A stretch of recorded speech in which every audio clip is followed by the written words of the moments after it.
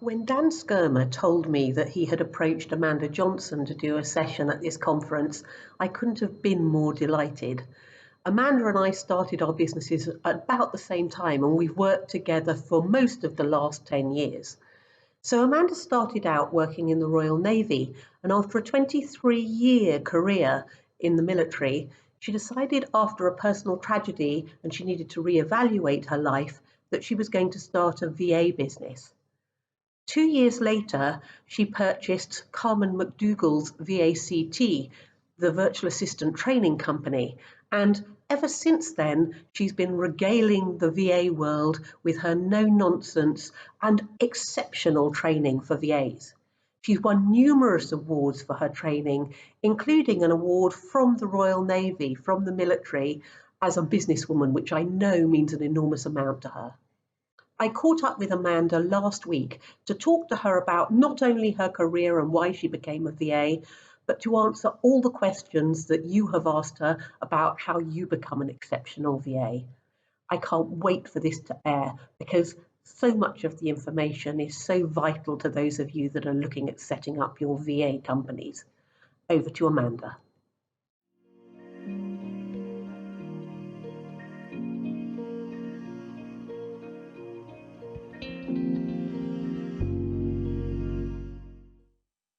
Hello, and welcome to this session with top trainer Amanda Johnson.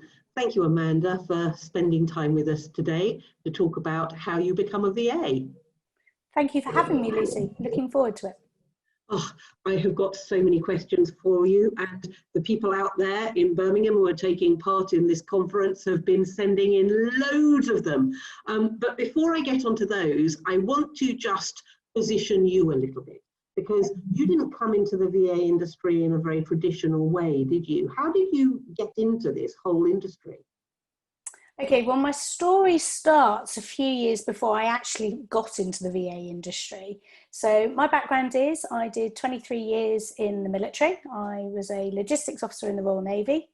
And during that time, I actually worked my way up through the ranks. So I joined as a junior rate in a trade that was called a writer, which actually means you were either a pay clerk or you worked in a room or an organisation that we called the registry, which was effectively where the letters came into an organisation and were dealt with, or as a PA and things like that. And I worked my way up through the ranks and I got my commission in 1997. And then I did everything from being that sort of staff officer right the way through to being an EA, and travelled the world and worked on ships and had great fun. But in 2008, my children died, and it caused me to reevaluate life and realise that life was too short. And I did what lots of people do during grief, is I went out and spent money. And I had new double glazing, new central heating, you name it, I did it. But I could never ever get hold of the tradesman that did the work. I was chasing invoices or chasing quotes and things like that.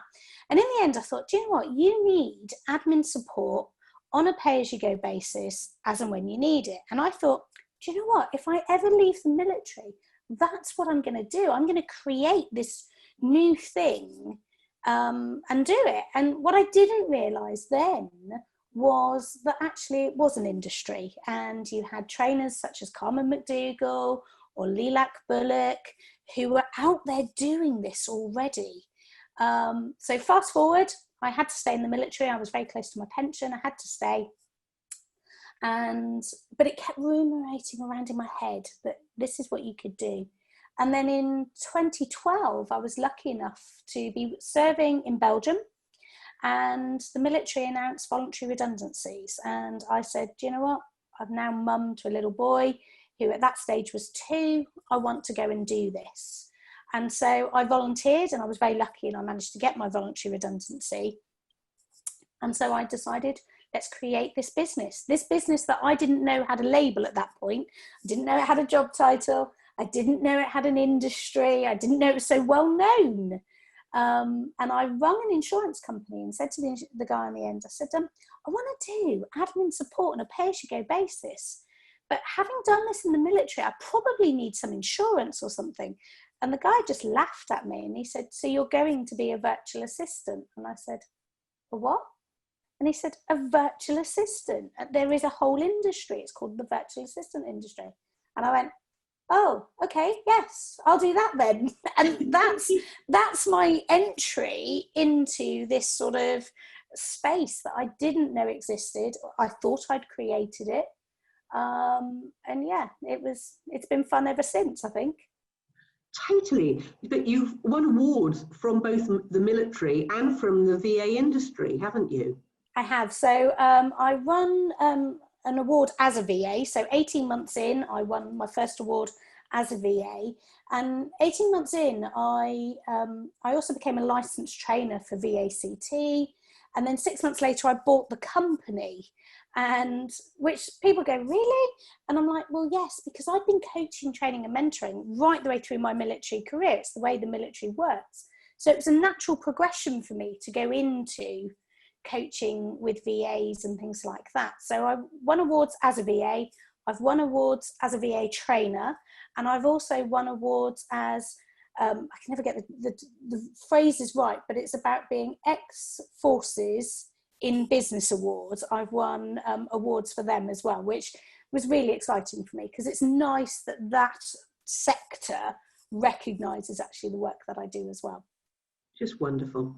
And I know from the VAs that I talk to who have trained with you how phenomenal you are. So let's go back then. What I want to do is to talk a little bit about the history of the VA industry, because I think there's a great deal of confusion about what a VA actually is. And especially at the moment with COVID, a lot of people are talking about the fact that they want to become virtual assistants. But a virtual assistant and a remote assistant are two very different things, aren't they? Absolutely, they're two different things. So I think if we start with the history of the VA industry, first of all, if we look back through time, people have always provided admin support remotely. So if you think of the ladies in the 70s who perhaps did typing, and somebody would drop off a pile of admin and they would do it remotely and it would get taken to an office. But the sort of label, and I use that sort of phrase loosely, has been around, well, I always have to think my maths, because it had been around about 20 to 25 years when I started out, so now we're over 30 years. But I think the industry has gone from being that somebody who worked from home on a pay-as-you-go self-employed basis, through to now the way we often describe it is a virtual assistant is a self-employed business owner who provides admin support, whether that's PA support, whether that's EA support, whether it's personal admin, whereas a remote assistant is somebody who works for somebody else. So they're employed, but working remotely. And the actual biggest difference is the mindset and the culture. And a virtual assistant for me is a business partner. So they are working with somebody. Now, sometimes it's for 10 hours a month, sometimes it's a lot more than that, but they are having stuff outsourced to them. They're not the person that's going, oh yeah, this is in my job spec, this is what I do, or sitting there waiting for the work to happen.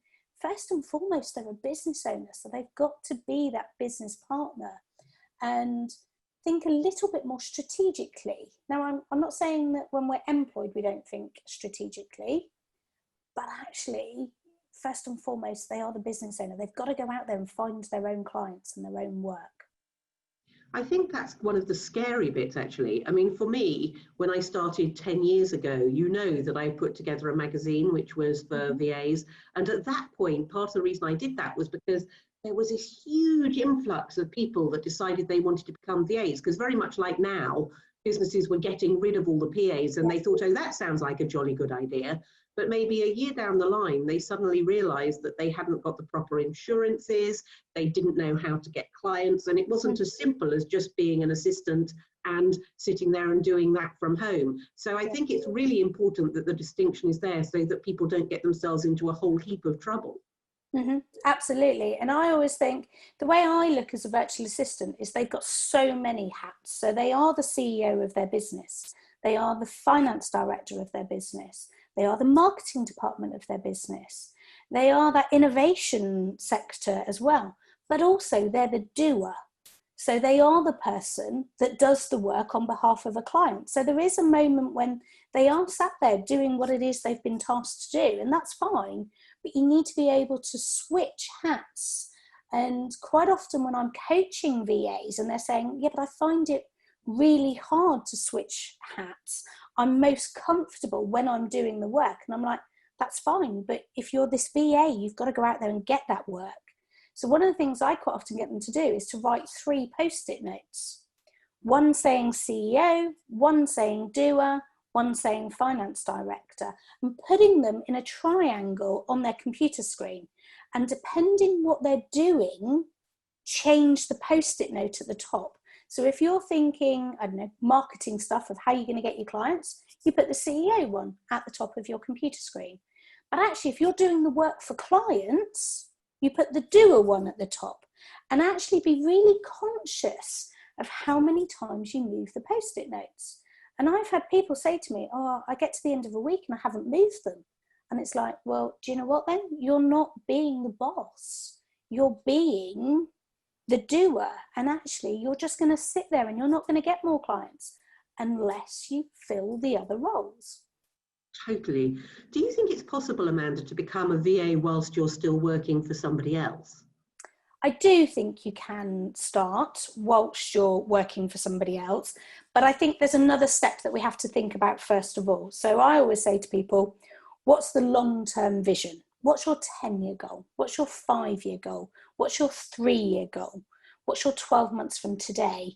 And ideally, what I want them to be saying is, well, within 12 months, I want to be fully self-employed, but actually I know that whilst I'm setting up the business, it takes time to get clients. It costs money to set up a business. So rather than give up the day job, what I say to them is make sure it's factored into the 12-month goals of when you're going to give notice to your employers, that you've got some money aside that you can live. Because we've all got bills to pay. We all still need to do the thing.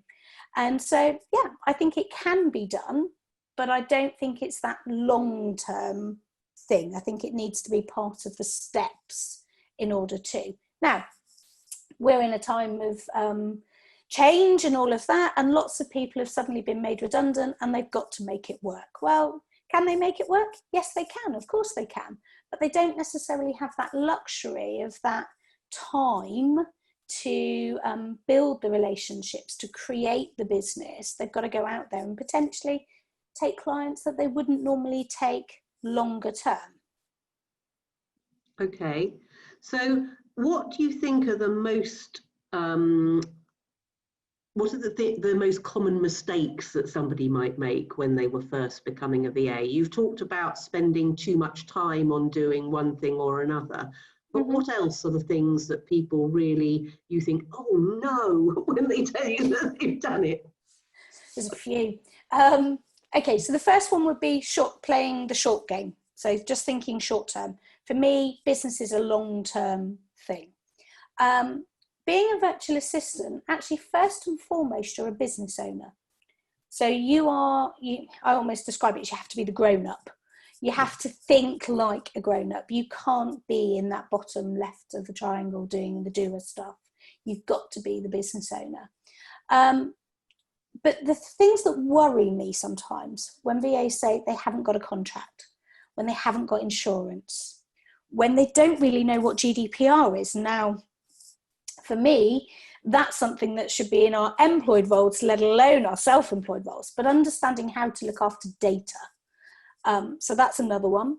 Then when I see people talking, and the VA industry is an unregulated industry, but when I hear people say things like, oh, I'm going to charge £10 an hour, and I sit there and sort of slide under my desk and sort of suck my teeth, and I'm like, okay, well, that's what I was getting paid when I was employed. And I'm like, yes, but you're not an employee now. You have to pay for your contracts, your insurance, your website hosting, your time. There's a whole raft of things that you've got to cover, your own professional development and all of that. Don't think like an employee, oh yeah, but I'd be happy with that amount of money. You've got to look at the much bigger picture and look at all of the costs that come with it.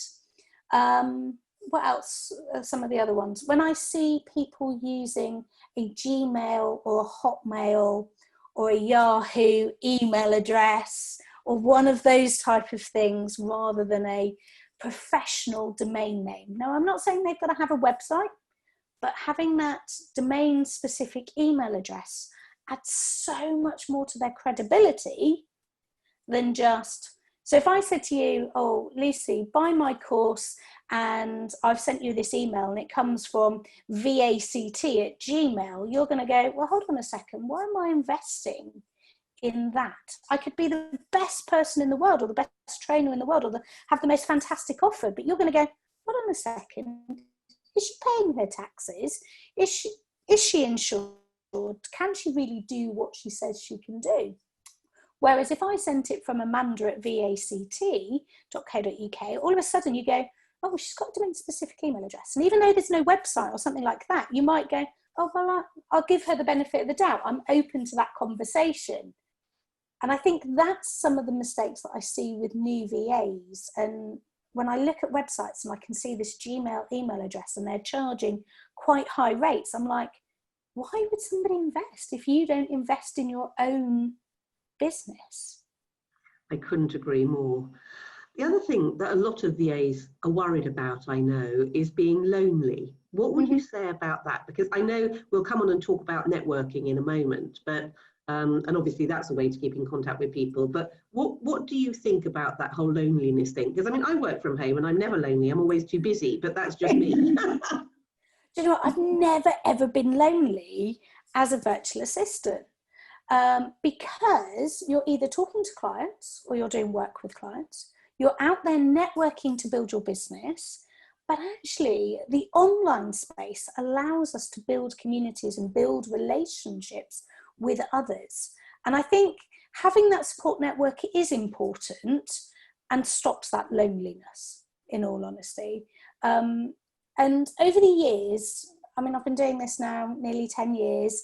When I look at it, there's only a couple of people I've ever known who've stopped being a VA and gone back to employed work. And when I say to them why, they say, actually, I missed the office. I missed the going to the office and working with alongside people.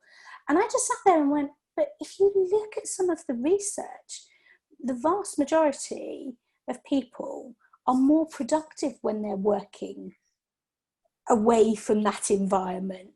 But I think it just comes down to personality. And for some of them, it's like, no, I want that space. And I go, I've never been lonely.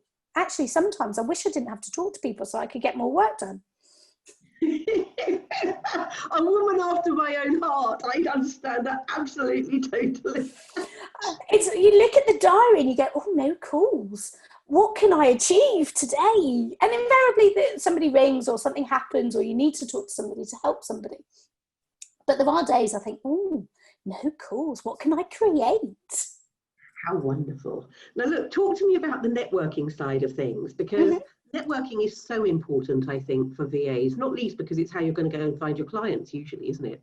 It is.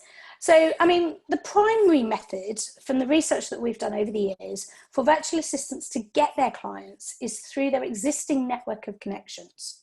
So that's people they already know. But actually, number 2 in that list is actually face-to-face networking. Now, people say to me, oh, but COVID stopped face-to-face networking. It has and it hasn't. It's just changed it. For me, it's taking it online. Yeah, Zoom. I mean, my children, though, have better Zoom schedules than I did during lockdown. But do you know what? It's just changed. And what we have to do is adapt to the situation that's there.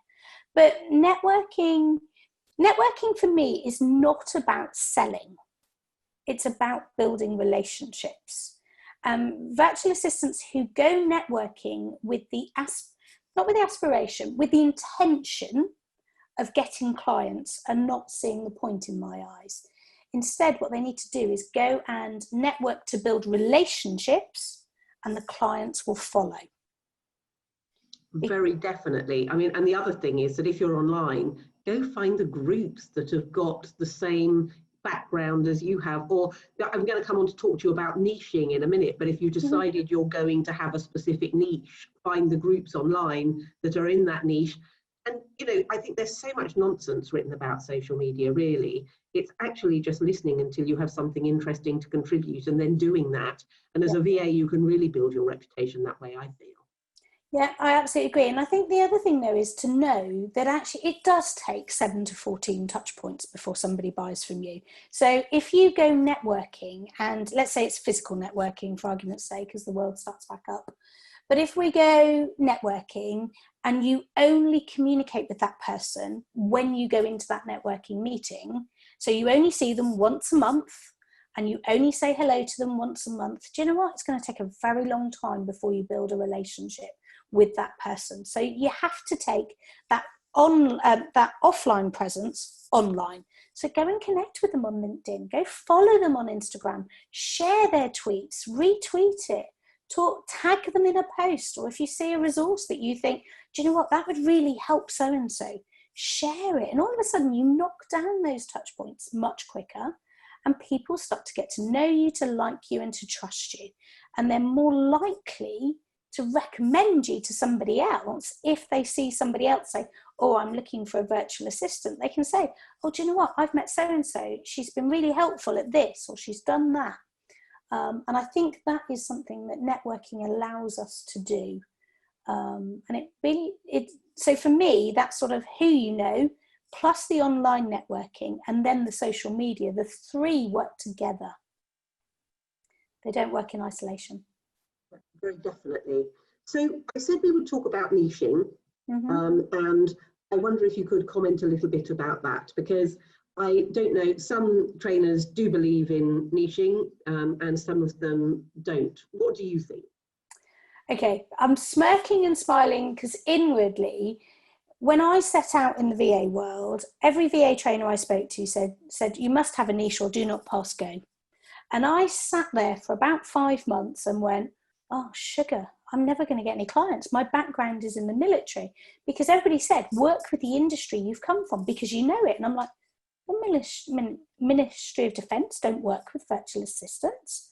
And I beat myself up for a long, long time. And then I sat there and went, oh, sod it. I'm going to work with coaches, trainers, speakers, consultants, people who understand the concept of outsourcing. And I took it from there, and that's who I chose to work with and things like that. But for me, niching is a marketing tool. It's just one tool in your toolbox. It's not going to stop you working with anybody else. It's not going to stop you doing other things. But if you want to focus in a particular area, having a niche might help you. So whether that's a sector, so for example, my husband's a mortgage consultant. He has a virtual assistant who specialises in property and mortgage and things like that. She's got a background in it. It makes his life so much easier because she understands the terminology. She knows how to say the right things to lenders, etc. But we don't need somebody full-time. So having a virtual assistant who understands property makes life so much easier. There's other VAs who specialise in a particular software. So whether that's a particular email marketing software, so whether it's MailChimp, Infusionsoft, ActiveCampaign, ConvertKit, they might specialise in that and offer that as a service to people who use it. And you could almost argue that is a niche. But for me, please don't beat yourself up if you haven't got a niche, because you can work with all sorts of clients and still have a good business and enjoy it. How much money do you think you can make as a VA? Should I be rubbing my hands with glee? Because you're saying you shouldn't be charging what you were charging if you were working in an office for somebody. What can I make as a VA?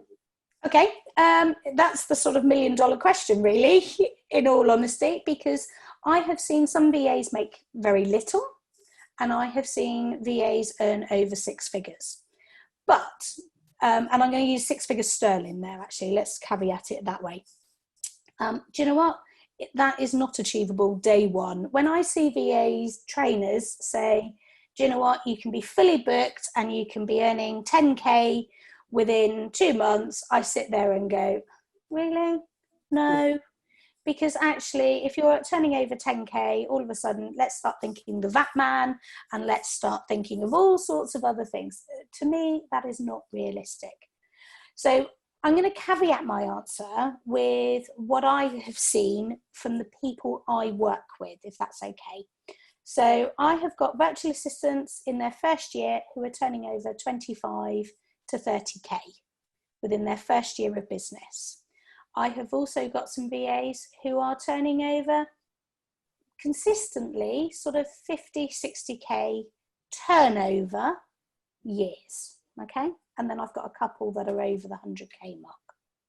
But do you know what? They are few and far between. So instead of thinking, is this a rich industry to get into? What I would say is, what is it you're looking to achieve? How many hours do you have available to work? How much are you going to charge? How hard are you prepared to work? So, and there's a big difference in all of those things. And is it going to be just you, or are you going to work with some associates to help you get to those figures, etc.?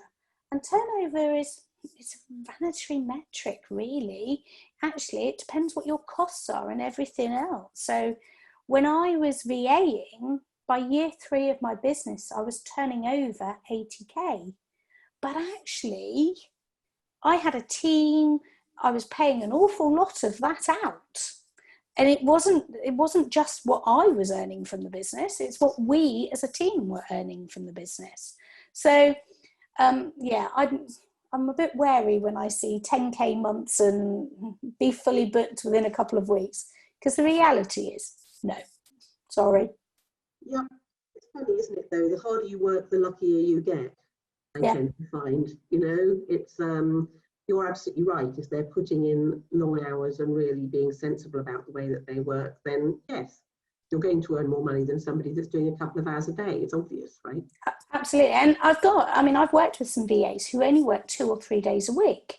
And people say to me, well, they're not very successful then. And I'm like, success is really subjective. Because actually, the VAs that are working 2 and 3 days a week, in their cases, they're actually mums. Their children aren't at nursery on a Monday or a Friday.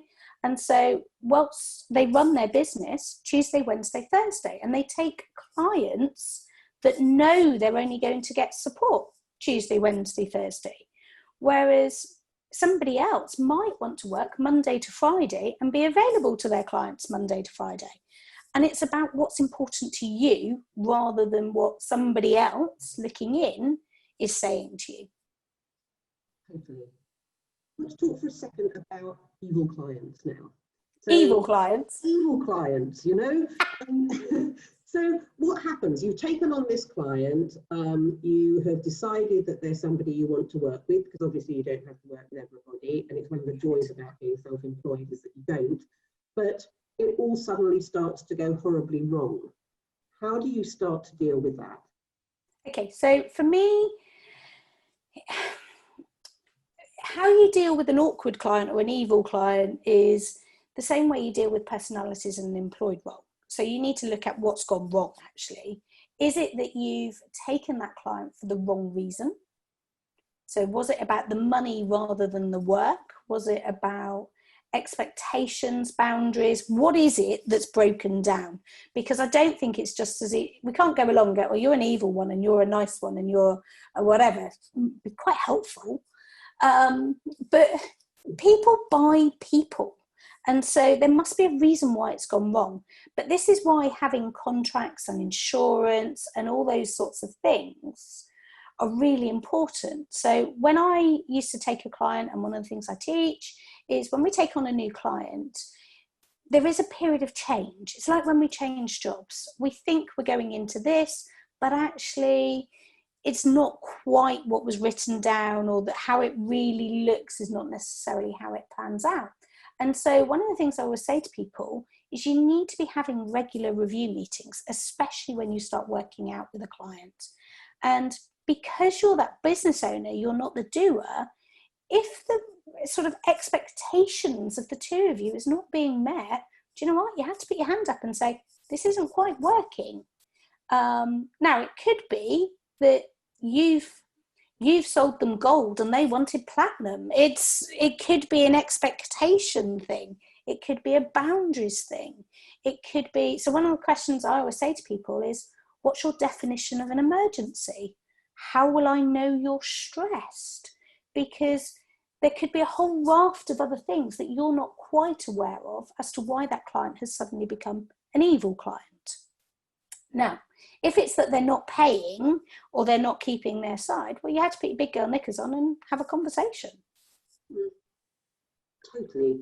How do you maintain standards, though, for the VAs on the other side? How do you make sure that as an industry, I mean, is there, I know you said that you're not regulated, but is there some kind of association or governing body or code of conduct?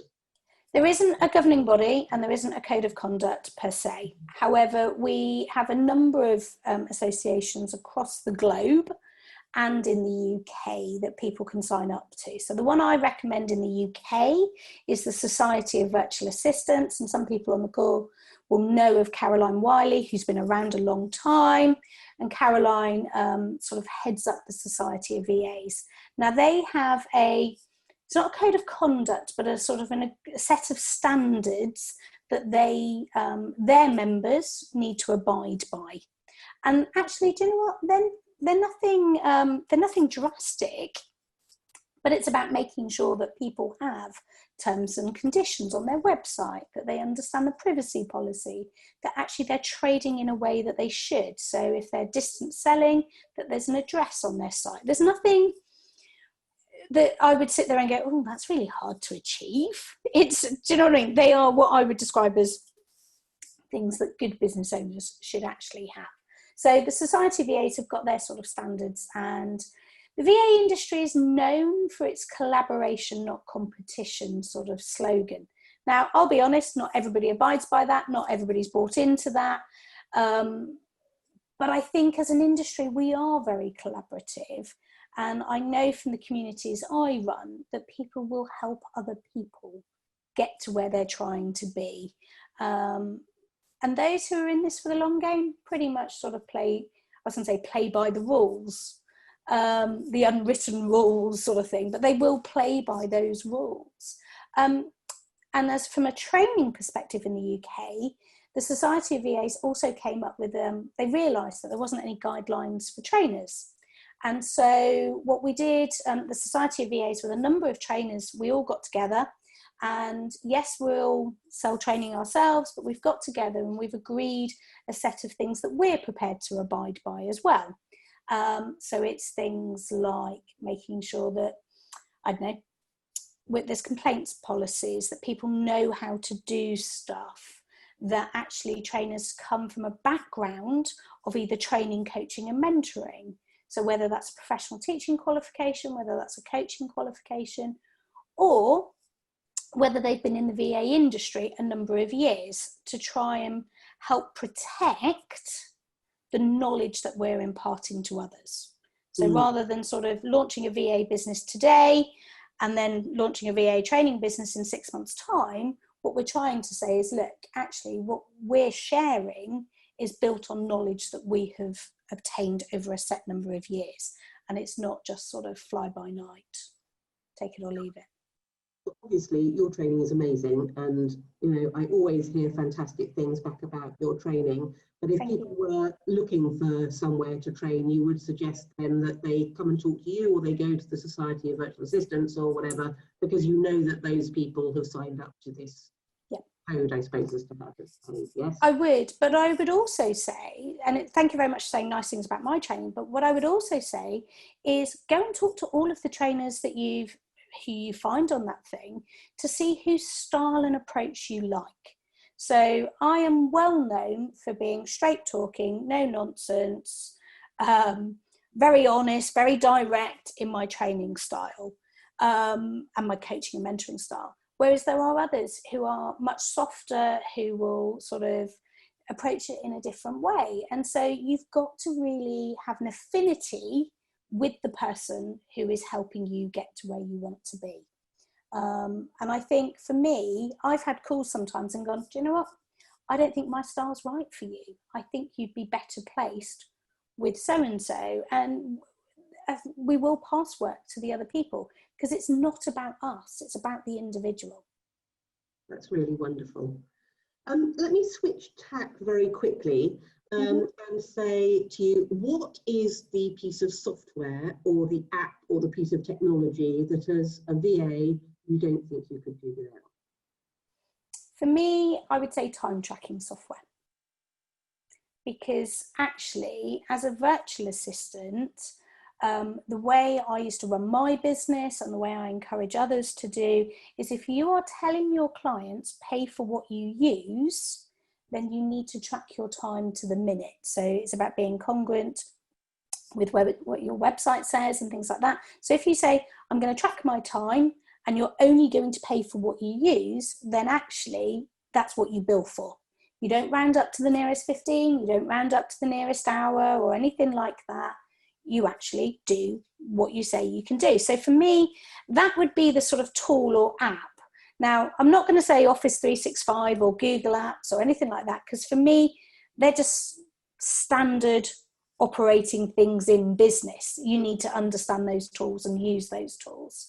So for me, the app that I would have invested in or invest in would be a time tracking software. Wonderful. And is there one in particular that you think is really good? The one I use is, and I still have it nowadays, even though I train, is something called MinuteDoc. And on my website, there is a page of resources. So there's a page of free resources which helps VAs, but there's also a page of recommended tools and apps.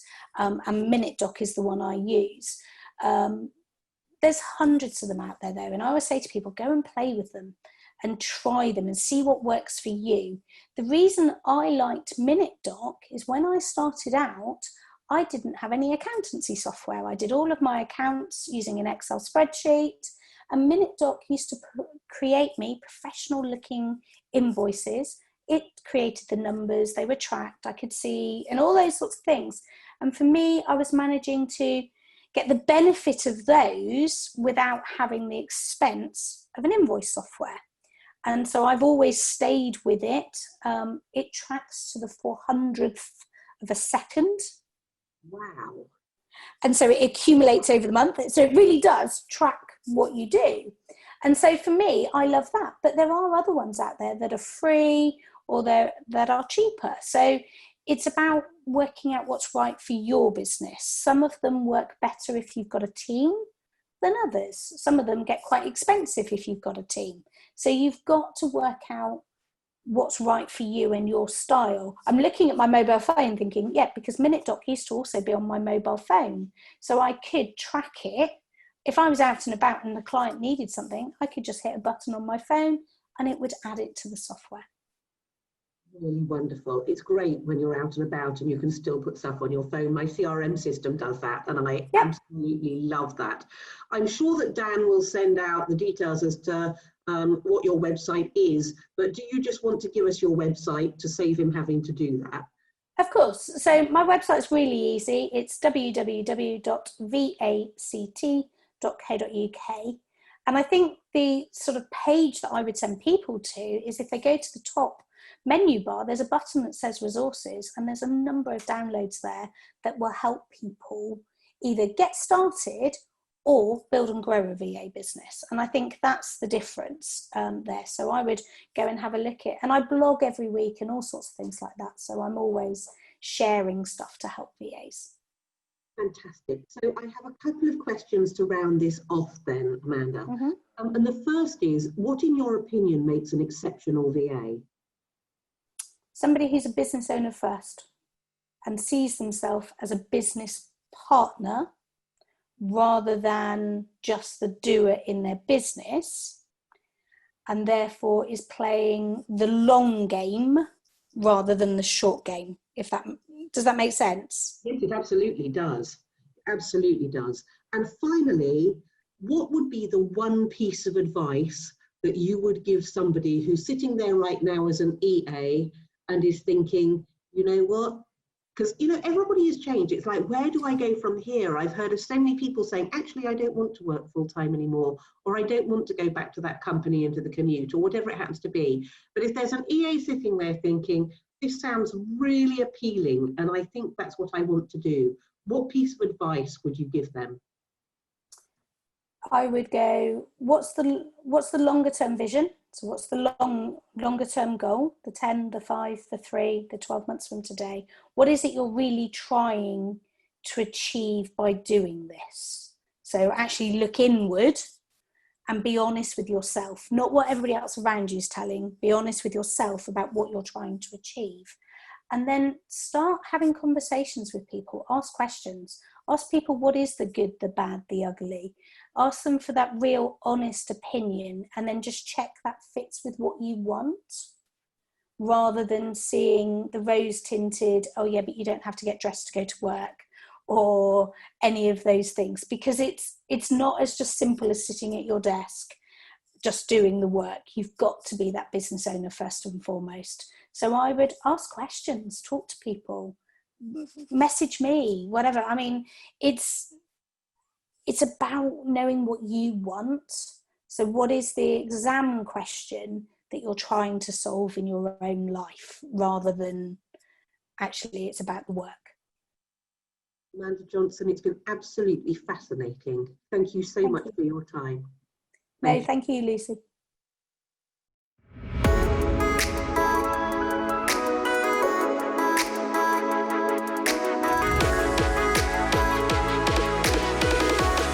Welcome to the Birmingham PA Awards!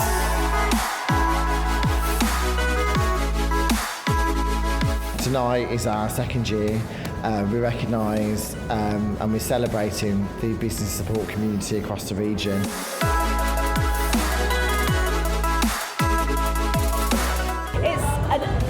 Example of how a team can work together. Not only are we a team of EAs and PAs, but we work together as a team in a choir, and what a fantastic example of teamwork.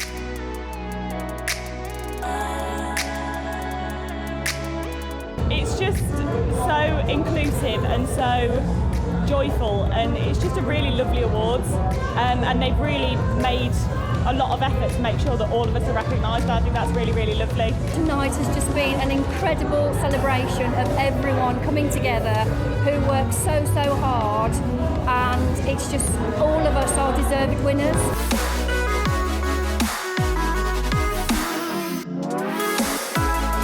This has been an incredible process really from the very beginning. I've never experienced anything like this, and it's really great that they've decided to do an event specifically for the PAs, for the EAs, for the supporters of the teams in every single company everywhere. And it's really humbling, I think, to be allowed to take part in something like this. So I've really enjoyed the whole thing.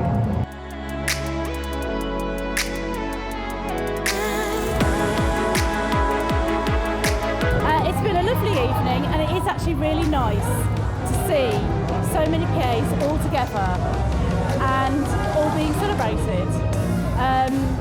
You know, it is just really nice to see, because I know I work for a law firm, lawyers have awards, other companies have awards, but the PAs they tend to go to them, so it's really nice to have a night that's all for us.